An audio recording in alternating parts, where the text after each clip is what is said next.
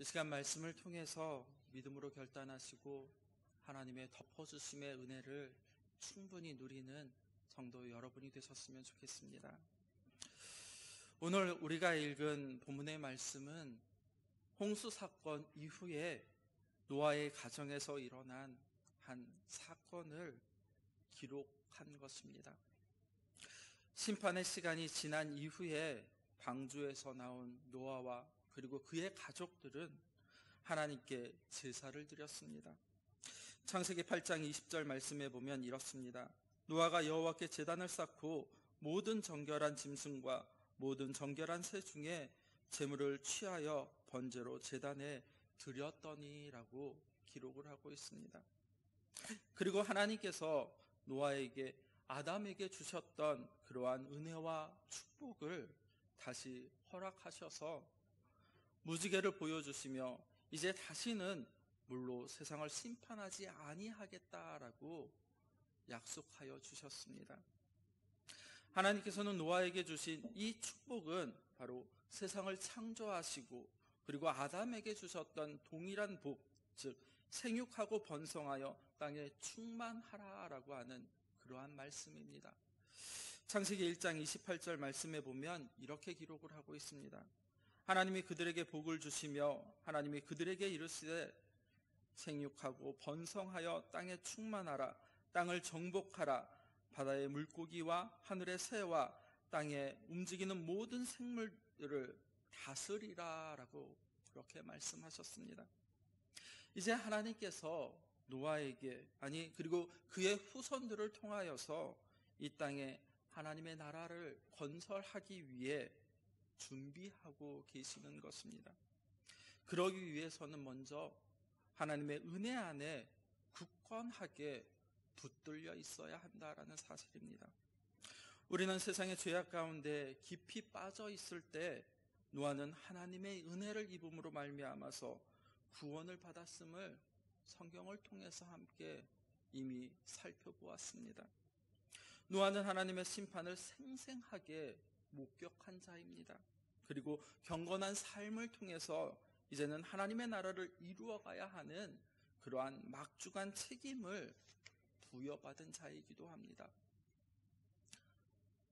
그런데 오늘 본문의 말씀을 자세하게 살펴보면 노아의 모습에서 우리가 기대했던 그러한 모습과는 거리가 너무나 먼 그러한 모습이 나타나고 있습니다. 오늘 본문 말씀에 등장하는 노아의 모습에서 자녀와 후손들에게 모범이 되어야 하는 그러한 모습, 심판 이후에 새 시대를 열어가야 하는 성도의 모습은 전혀 찾아볼 수가 없었습니다. 하나님께서는 홍수 심판을 통하여서 세상을 새롭게 하시면서 기대했던 것이 결코 아니다라고 말씀하셨습니다. 오늘 본문 말씀을 통해서 우리는 하나님의 은혜로 구원을 받았다라는 것이 정말로 과연 무엇이며 또한 구원받은 하나님의 백성이 이 세상을 어떻게 살아가야 되는지를 깨닫게 되는 은혜가 있기를 간절히 소망해 봅니다. 먼저 19절 말씀에 보면 이렇게 기록을 하고 있습니다. 노아의 이 세 아들로부터 사람들이 온 땅에 퍼지니라 라고 성경은 말씀하고 있습니다. 심판 이후에 세상이 노아의 세 아들인 셈과 함 그리고 야벳을 통하여서 다시 충만해지기 시작했음을 우리는 알 수가 있습니다. 9장 1절의 말씀을 보면 이렇습니다. 하나님이 노아와 그 아들들에게 복을 주시며 그들에게 이르시되 생육하고 번성하여 땅에 충만하라 라고 그렇게 말씀하셨습니다. 하나님께서는 노아와 그 가족들에게 무엇이라고 말씀하셨습니까? 1절의 말씀처럼 생육하고 번성하여 땅에 충만하라 라고 그렇게 복을 주셨습니다. 그런데 하나님께서 약속하셨던 그 복이 노아와 후손들을 통하여서 이제는 실제적으로 이루어져 가고 있음을 19절은 말씀하고 있는 것입니다. 그래서 사람들이 온 땅에 퍼지게 되어졌다, 충만하게 되어졌다라고 그렇게 말씀하고 있는 것입니다. 성도 여러분, 하나님의 말씀은 땅에 떨어지던 적이 없다라는 사실을 우리는 기억해야 합니다. 하나님께서 말씀하신 것은 반드시 이루어짐을 믿으시기 바랍니다. 하나님께서 복을 주시면 우리의 인생에 축복으로 그것이 나타나게 되어집니다. 하지만 하나님께서 징계하시면 그것이 우리 인생 가운데 징벌로 나타나게 되어진다는 사실입니다. 우리는 하나님께서 말씀하신 바를 반드시 이루시는 하나님이심을 분명히 믿어야 합니다. 창세기 18장에도 보면 이렇게 기록을 합니다. 여호와께 능치 못한 일이 있겠느냐라고 말입니다. 그리고 민수기 23장 말씀에도 보면 하나님은 사람이 아니시니 거짓말을 하지 아니시고 인생이 아니시니 후회가 없으시도다. 어찌 그 말씀하신 바를 행하지 않으시며 하신 말씀을 실행하지 않으시랴라고 그렇게 말씀하고 계시는 분이 우리가 섬기는, 아니 우리가 믿는 하나님임을 믿으시기 바랍니다. 하나님께서는 노아에게 생육하고 번성하여 땅에 충만하라고 그렇게 축복하여 주셨고 그의 복이 아름답게 이루어지고 있음을 지금 창세기 9장을 통하여서 우리는 확인할 수가 있습니다. 그러므로 우리도 하나님의 말씀은 반드시 이루어진다라는 이 사실을 분명히 믿음 가운데, 아니 믿음으로 확신하고 하나님의 말씀을 따라서 온전히 순종하며 그리고 삶을 신실하게, 아니 진실하게 살아가도록 노력해야 할 것입니다. 방주에서 나온 노아는 이제 농사를 짓기 시작을 합니다. 20절 말씀에 보면 이렇게 기록을 합니다. 노아가 농사를 시작하여 포도나무를 심었더니라고 그렇게 말씀을 합니다. 이 말씀은 노아가 이제 인류 최초의 농부가 되었다든지, 아니 그때에서야 비로소 처음으로 포도가 재배되었다라는 그러한 뜻이 아닙니다. 이미 타락 이후에 아담도 토지를 경작하여 식물을 재배하였다라고 창세기 3장에서 말씀합니다. 그리고 창세기 4장의 가인도 농사하던 사람이었습니다. 성경이 노아가 농사를 시작했다라는 이 말씀을 언급하는 이유는 사실 홍수 심판으로 인하여서 황폐해져 버린 그러한 땅에 노아가 다시금 경작을 시작하였고, 그리고 하나님께서 복 주심으로 말미암아서 이제 땅에 풍성한 소출이 조금씩 생산해 되었다라고 말씀하고 있는 것입니다. 어느 날 노아가 수확한 포도로 만든 포도주를 마시고 취하여서 벌거벗은 채로 장막 안에서 잠이 들었다라고 21절은 말씀합니다. 노아가 포도나무를 심고 그리고 실제로 수확한 포도로 포도주를 만들었고 그것을 마셨다라고 하는 이 행위를, 아니 그 자체가 큰 문제는 되어지지 않습니다. 왜냐하면 성경은 포도주를 나쁜 것으로 말하고 있지는 않습니다. 말씀을 한번 찾아보겠습니다. 시편 104편 15절 말씀입니다. 제가 가지고 있는 성경은 구약 878페이지입니다. 시편 104편 15절 말씀 함께 읽겠습니다. 사람의 마음을 기쁘게 하는 포도주와 사람의 얼굴을 윤택하는 기름과 사람의 마음을 힘있게 하는 양식을 주셨도다. 아멘.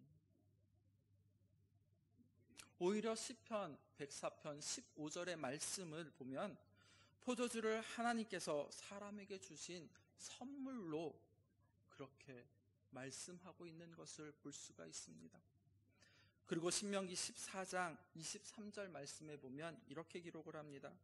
내 하나님 여호와 앞에 곧 여호와께서 그의 이름을 두시려고 택하신 곳에서 내 곡식과 포도주나 기름의 11조를 먹으며 또 내 소와 양의 처음 난 것을 먹고 내 하나님 여호와를 경외하기를 항상 배울 것이니라 라고 그렇게 말씀을 합니다. 23절 말씀에서 명절에 포도주를 사서 하나님께 드리고 그리고 가족들과 함께 마시며 즐거워하라 라고 이처럼 성경은 말씀하고 있는 것을 우리는 찾아볼 수가 있습니다. 그뿐만이 아니라 포도나무는 이스라엘 백성들을 상징하기도 한다라는 사실입니다. 그러나 성경은 성전에서 주를 섬기는 사람들이나 그리고 여호와 앞에서 서원한 사람들, 백성들의 지도자들에게는 결코 술을 금지하라라고 그렇게 말씀하는 것을 볼 수가 있습니다. 그리고 에베소서 5장 18절 말씀에도 보면 술 취하지 말라라고 이렇게 명령하고 있는 것을 찾아볼 수가 있습니다. 그러므로 포도주를 마시고 그리고 벌거벗어서 잠들어 버린 노아의 이 행동은 어떠한 이유에서이든지 간에 정당화 될 수 없고 분명 죄임을 알아야 한다라는 사실입니다. 창세기 6장 5절 말씀에 보면 심판 이전에 하나님께서 이렇게 말씀하셨습니다. 여호와께서 사람의 죄악이 세상에 가득함과 그의 마음으로 생각하는 모든 계획이 항상 악할 뿐임을 보시고 라고 말입니다. 하나님께서 세상을 심판하실 수밖에 없는 이유가 바로 5절에서 말씀하고 있다라는 것입니다. 사람들의 죄가 세상에 가득하여졌고 그의 마음에 생각하는 모든 계획들이 항상 악할 뿐임을 보시고 더 이상 하나님께서 참지 않으시고 이제는 심판하시겠다라고 그렇게 말씀하시는 것입니다. 그리고 그런 세상 속에서 한 사람, 노아가 의로운 자로 발견되어졌고 그리고 홍수 심판에서 구원을 받을 수 있었던 그러한 이유는 바로 하나님께서 노아에게 은혜를 베풀어 주셨기 때문입니다. 말씀을 한번 찾아보겠습니다. 창세기 6장 8절과 9절 말씀입니다. 창세기 6장 8절 9절 말씀 같이 읽겠습니다. 그러나 노아는 여호와께 은혜를 입었더라. 이것이 노아의 족본이라. 노아는 의인이요 당대의 완전한 자라. 그는 하나님과 동행하였으며. 아멘. 하나님의 은혜는 노아가 홍수 심판에서 구원받는 근원적인 원인이 되어졌다라는 사실입니다. 노아가 포도주를 마시고 취해서 벌거벗어서 잠이 든 이 사건은 사람은 누구나, 아니 심지어 당대의 의인이요 그리고 완전한 자라고 평가받았던 노아라고 할지라도 하나님의 은혜 안에 온전하게 붙들려 있지 아니하면 언제든지 그리고 얼마든지 심판받을 수밖에, 아니 심판받아 죽을 수밖에 없는, 아니 타락할 수 있다라는 것을 오늘 우리에게 말씀해 주고 있는 것입니다.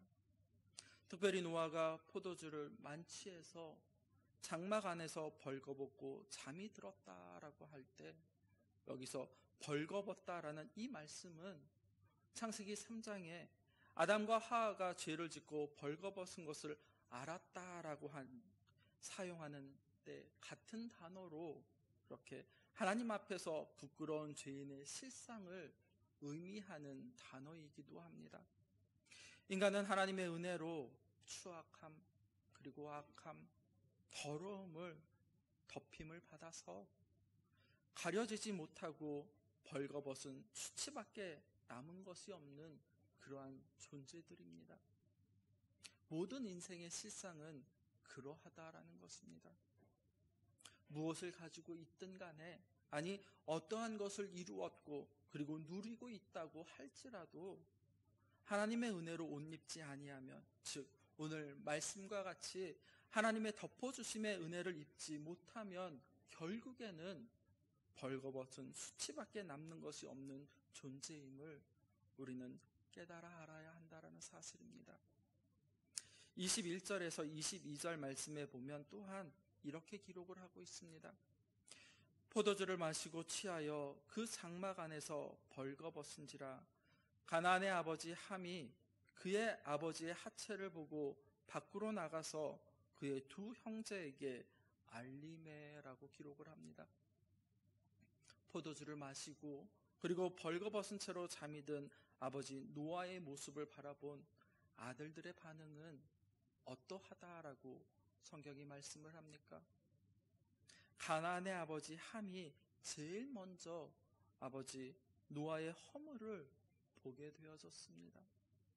그런데 그는 아버지의 모습을 본 이후에 어떻게 행동했습니까?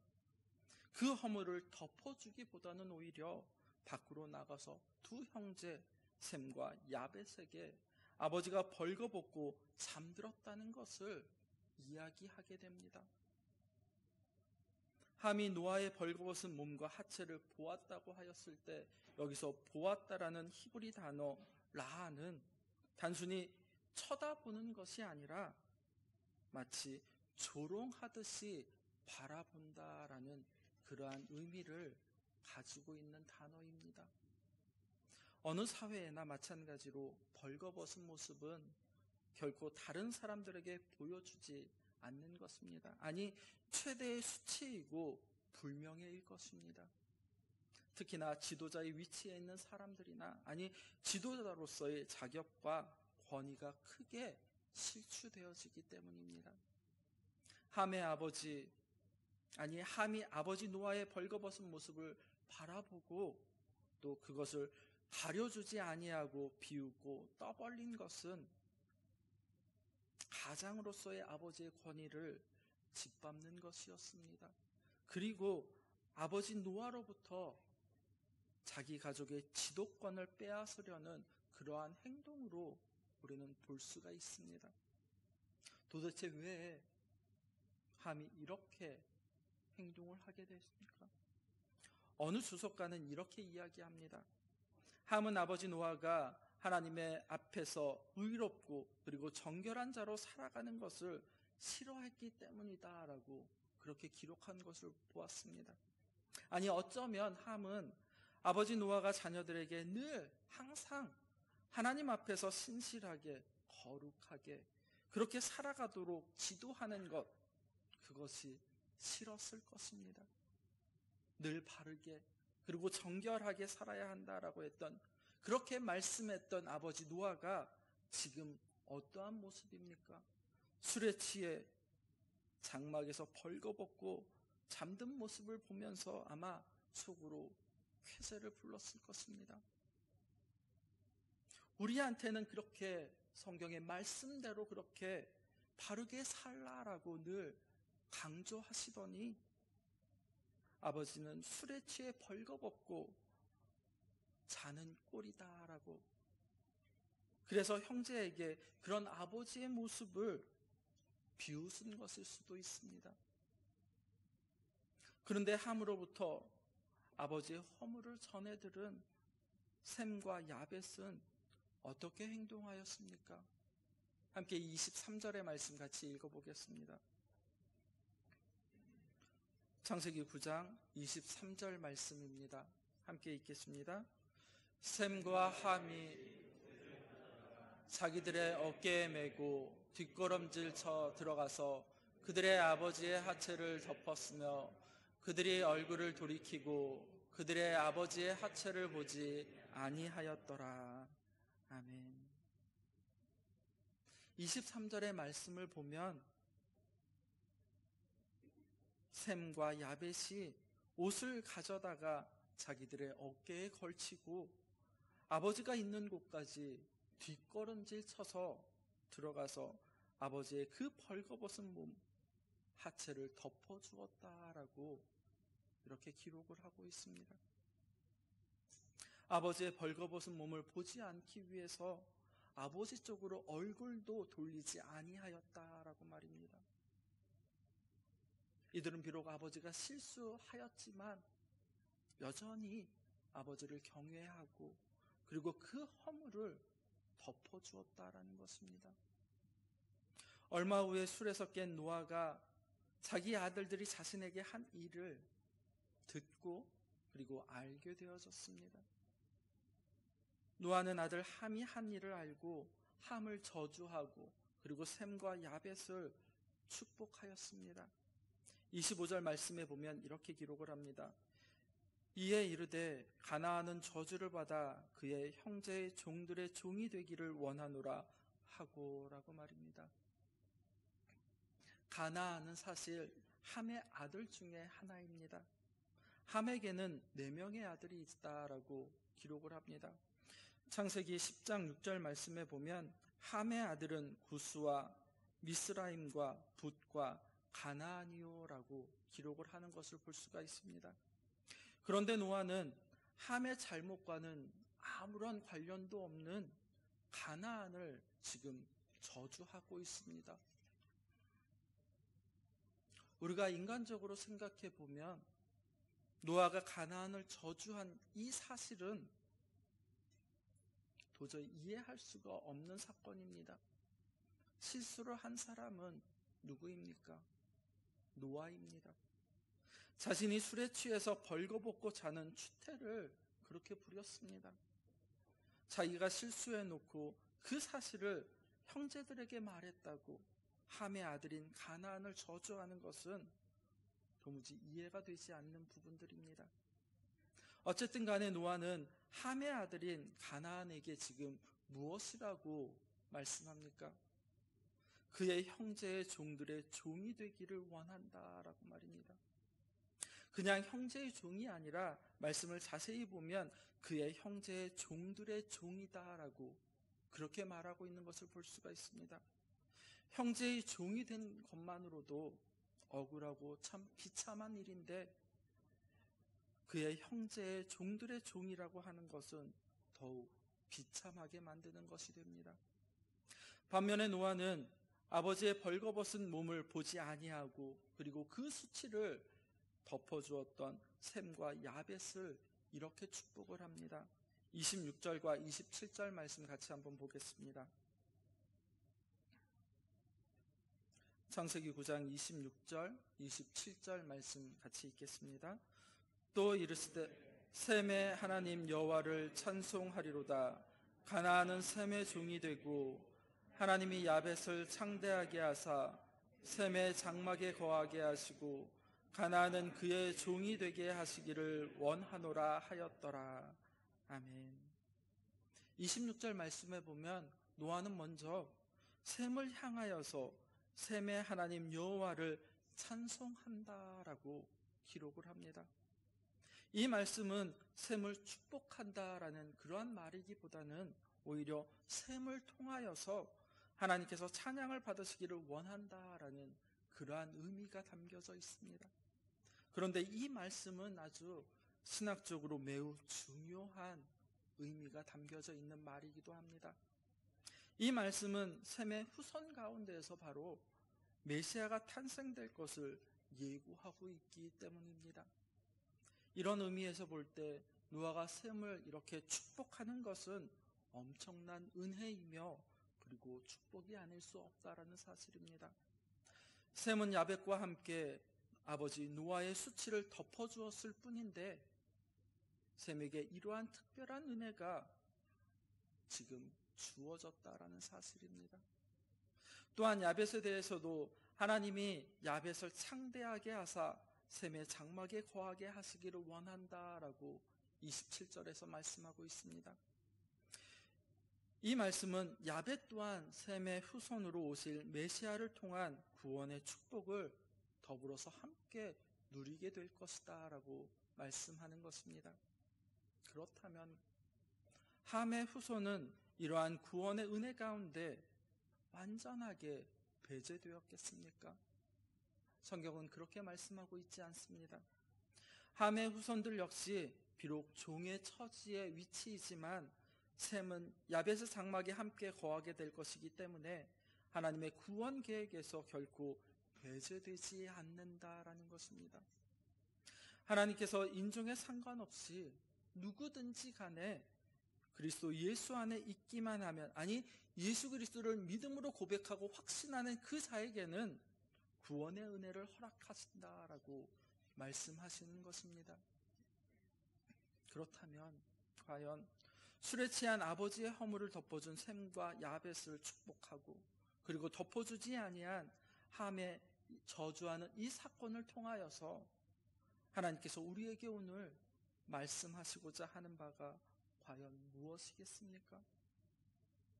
이 사건은 단순히 부모님을 공경하라라는 그러한 말씀은 아닙니다.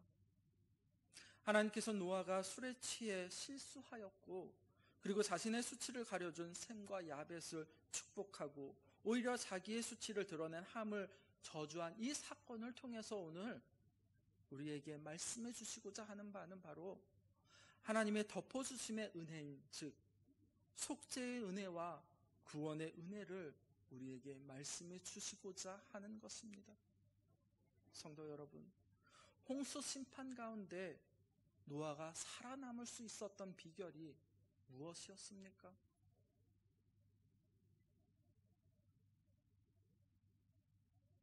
자신의 의, 자신의 선행 때문이 아니라 하나님께 은혜를 입었기 때문이다라고 6장 8절과 9절은 그렇게 말씀하는 것을 볼 수가 있었습니다. 하나님의 은혜를 입었기 때문에 의인이 되어졌고 당대의 완전한 자가 되어졌다라고 말씀하고 있는 것입니다. 노아의 가족들은 하나님의 은혜를 입은 의인 노아와 함께함으로 말미암아서 구원을 받았습니다. 또 노아와 그 가족들이 홍수 심판에서 구원을 받은 이유는 바로 방주를 만들었기 때문이 아니라, 즉 행위 때문이 아니라 하나님께서 은혜로 그들을 덮어주셨기 때문에 가능하다라는 것입니다. 방주를 만들고 준비한 것도 오직 하나님께서 은혜와 말씀으로 붙들어 주셨기 때문입니다. 하나님의 노아의 삶을 간섭해 주셨기 때문에 노아가 묵묵히 그 작업을 할 수 있었다라는 사실입니다. 사람이 어떻게 120년 동안이나 묵묵하게 한결같이 하나님의 약속을 붙들 수가 있겠습니까? 그것도 다른 사람들은 아무도 믿지 않는 그런 상황 가운데 속에서 말입니다. 그런데도 노아와 그 가족들은 120년 동안 한결같이 하나님의 언약을 붙잡고 온전히 말씀에 순종하는 그러한 삶을 살았다라고 성경은 말씀하고 있습니다. 이것이 인간적인 능력으로 가능한 것은 아닙니다.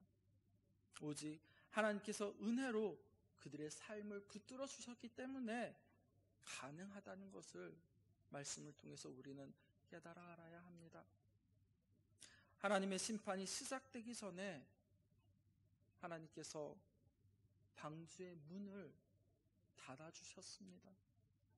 하나님께서 방주의 문을 닫아주심으로 말미암아서 방주에는 비가 들이치지 아니하였고, 그리고 방주 안에 있다라는 이 사실만으로 홍수로 세상을 심판하는 상황 속에서도 하나님의 덮어주시는 그러한 은혜를 노아의 가족들은 얻을 수가 있었다라는 것입니다.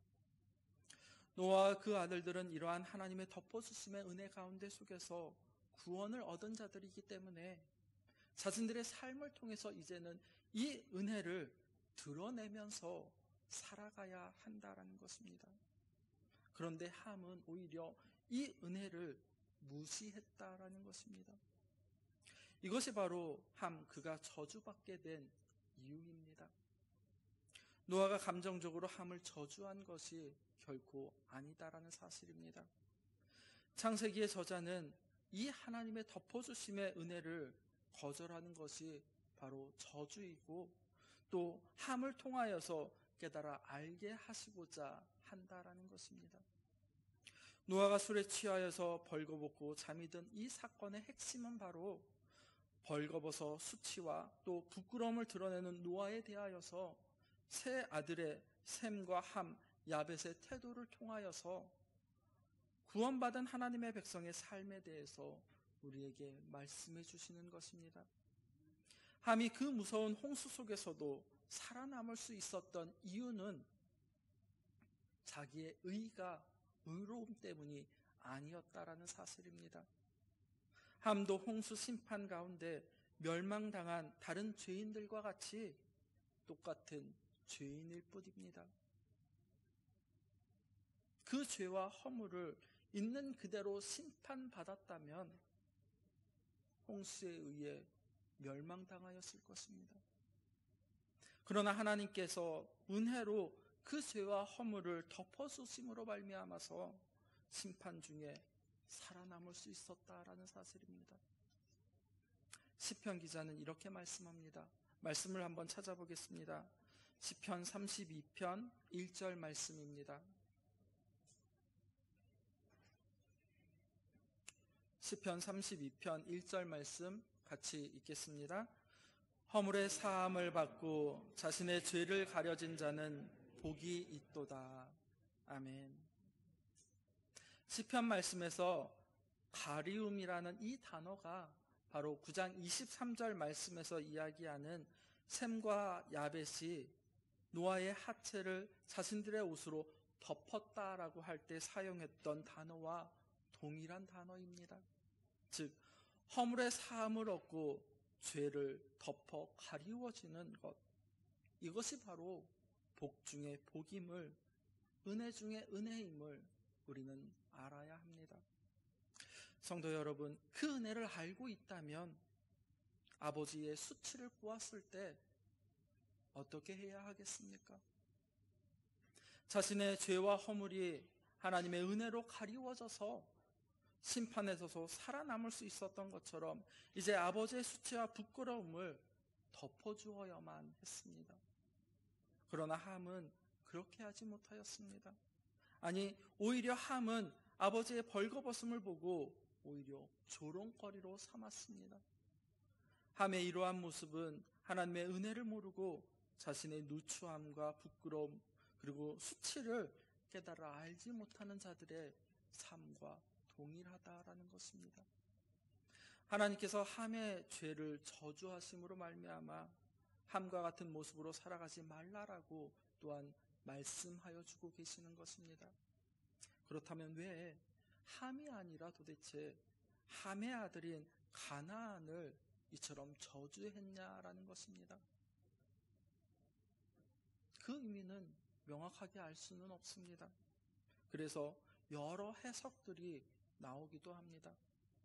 저는 함의 아들 가나안을 저주한 것은 바로 은혜의 원리로 살아야 할 너희가 그 하나님의 덮어주심의 은혜를 망각하고 계속해서 그렇게 남의 수치를 드러내며 조롱하며 이 세상 가운데서 살아가고 있다면 저주를 받을 것이니 지금부터라도 너희들의 삶 가운데 속에서 그러한 삶의 태도를 철저하게 고쳐서 아들들이 그런 식으로 살아가지 아니하도록 그렇게 하라라고 하는 뜻으로 이해하였습니다. 반면에 셈과 야벳은 함을 통해 아버지의 엄청난 실수에 대해 들었을 때 그 실수를 조롱거리로 삼지 아니하였습니다. 이들도 노아의 실수를 인정하였습니다. 하지만 여전히 아버지 노아를 존경하였고 그리고 마음으로 아버지의 벗은 수치를 보지 않으려고 뒷걸음질 쳐서 그의 수치를 덮어주었다라고 23절에서 말씀하고 있습니다. 성도 여러분, 이것이 바로 하나님의 은혜 받은 자의 삶의 태도이며 삶이다라고 말씀드릴 수가 있습니다. 잠언은 이렇게 이야기합니다. 잠언 17장 9절 말씀에 보면 이렇게 기록을 하고 있습니다. 허물을 덮어주는 자는 사랑을 구하는 자요, 그것을 거듭 말하는 자는 친한 벗을 이간질하는 자이니라 라고 말입니다. 성도는 다른 존재가 아니라 예수 그리스도를 보혈로 허다한 죄가 하나님의 덮어주심의 은혜로 말미암아서 구원받은 자들입니다. 그러므로 성도라면 우리에게 은혜를 베풀어 주셔서 우리가 이 놀라운 은혜와 한없는 사랑 가운데 속에서 있음을 깨달아 알아주시기를 원한다라는 것입니다. 우리가 하나님의 덮어주심의 은혜를 누리며 또 그 은혜에 감사하며 찬양하는 삶을 살 수 있기를 간절히 축복합니다. 기도하겠습니다. 우리를 놀라운 은혜로 구원하여 주시는 하나님 아버지, 그 은혜와 사랑을 감사드립니다. 우리는 허물의 사함을 받고 또 죄에 덮어 가리움을 받은 자들임을 이 시간 고백합니다. 하나님께서 베풀어 주신 은혜를 망각하지 아니하고 날마다 감사하며 기뻐하며 우리도 구원받은 자녀답게, 아니 성도로서의 삶을 하나님 살아갈 수 있도록 인도하여 주시옵소서. 부끄러움과 허물을 덮어주시는 삶을 살아갈 수 있도록 성령님 우리를 주장하여 주시고, 이제 우리가 세상 가운데서 하나님 빛과 소금의 역할을 잘 감당할 수 있도록 붙들어 주시옵소서. 예수님의 이름으로 기도드립니다. 아멘.